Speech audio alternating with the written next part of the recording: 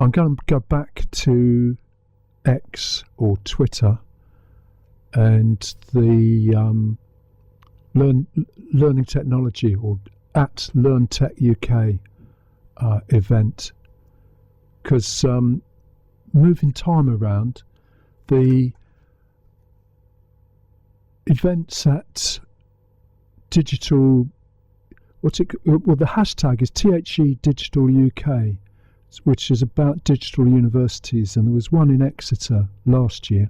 There's just been one in Lancaster this year, and in many ways that a lot of things have not completely stayed the same, but quite a lot stayed the same over that year, I think. So it's worth looking at both of them in one set, let's say.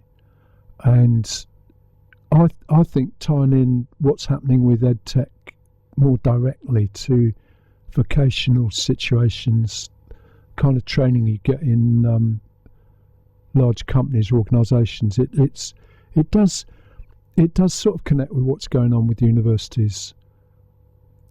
I mean, universities can have their own take on it, see which bits suit them, but there is advanced theory.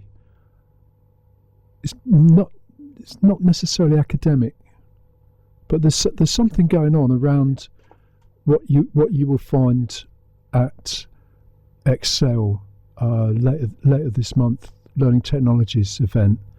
What there was at BET, also at Excel, organised by different people, so they will never come together, but they might do.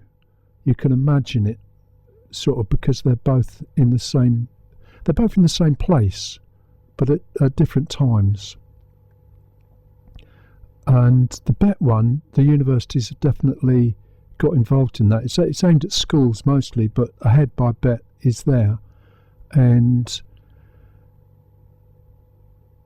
what I'm seeing as a possible link is business schools, because they used to attend Learning Technologies, or 2 or 3 of them I've seen there in the past, but they don't seem to be there at this time, and I don't really know why that is. It's as if the universities are trying to keep some sort of distinction from the EdTech scene, which I don't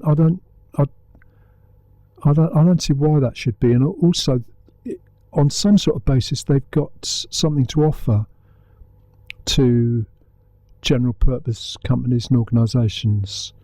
So the business schools might be part of that. So a couple of more specific aspects of that situation. In Lancaster, there's a connection with Novella, which is a startup. It won the startup prize. I'm not quite sure how it relates to the management school there, but there seems to be some sort of connection, and it's a way of simulating advertising sales on social media.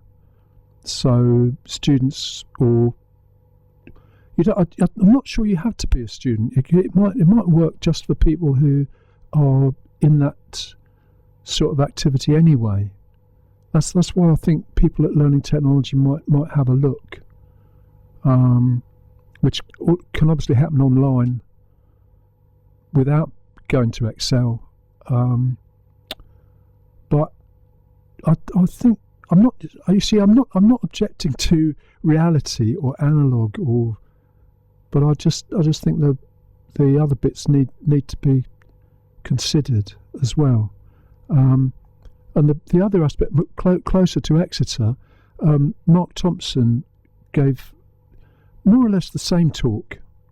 And this is why I said not a lot seems to have changed in Lancaster that was in Exeter, and his research is around organisations and digital innovation.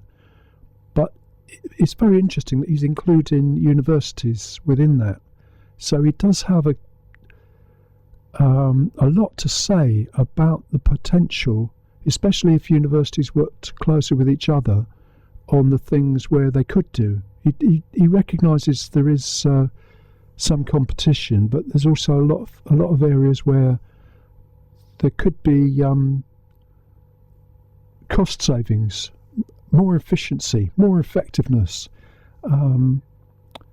greater potential for research and learning, rather than being caught up too much in expense. So that is all relevant to people who might be at a show such as Learning Technologies, and there might be people there who've got something to say about how universities could work better. So I'm just mentioning all of that, and anybody who's connected with a business school or has thoughts about this, I'm Will789GB on Twitter, or WENOTNO, the We Don't Know Show, on Twitter or on Blue Sky, or the Wild Show on Facebook. That's probably the easiest one. Just look for Wild Show on Facebook. So now back to Spanish collection from the 80s, suggested by 12 Bar, who will be part of Record Day this Saturday, starting about 8 o'clock if you're really keen to find the best stock. Todo Ortigas, live in Rockola in 1981.